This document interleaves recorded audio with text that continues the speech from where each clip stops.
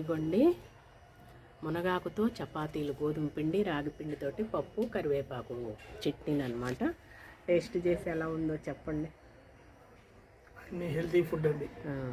మునగాకు పప్పు, మునగాకు చపాతీ. అవును, కట్ల పొయ్యి మీద కాల్చుకోవడం హెల్తీ.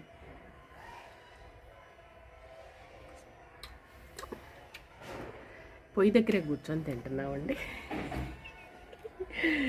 పొయ్యి దగ్గరే కూర్చొని తినేసేస్తున్నాం. చక్కగా పప్పు గుమగుమలాడిపోతుంది. అలాగే కరివేపాకు చట్నీ, మునగాకు చపాతీలు, వాటర్ బాటిల్.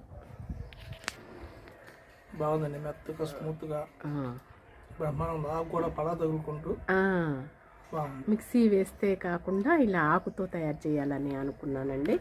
అక్కడక్కడ కనిపిస్తా అదో రకంగా ఉంటుంది, ఆకు కూడా కనపడతా ఉంటుంది. ఈసారి ఇలా ట్రై చేద్దామని చెప్పేసి ట్రై చేశాను అనమాట అండి. హెల్తీ ఫుడ్ అండి, ఆరోగ్యానికి ఎంతో మంచిదండి. రోజుకి ఇలా తింటే మనకి మంచిది. కాల్షియం కానీ, ఐరన్ కానీ అన్ని విటమిన్స్ ఉంటాయి. రాగి పిండి ప్రతి దాంట్లో తగిలిస్తూ ఉంటానండి, నాకు ఇష్టం అనమాట.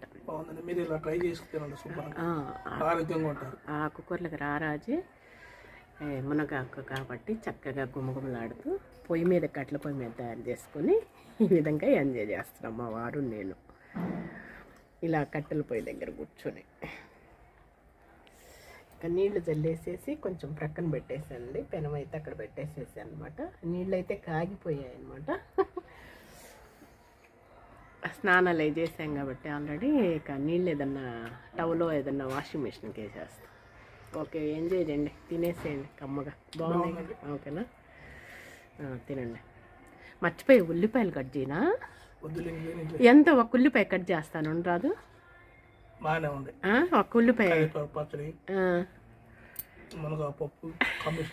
ఇష్టంగా ఉల్లిపాయ చక్రాలు కోసుకొని తింటా, నంచుకొని.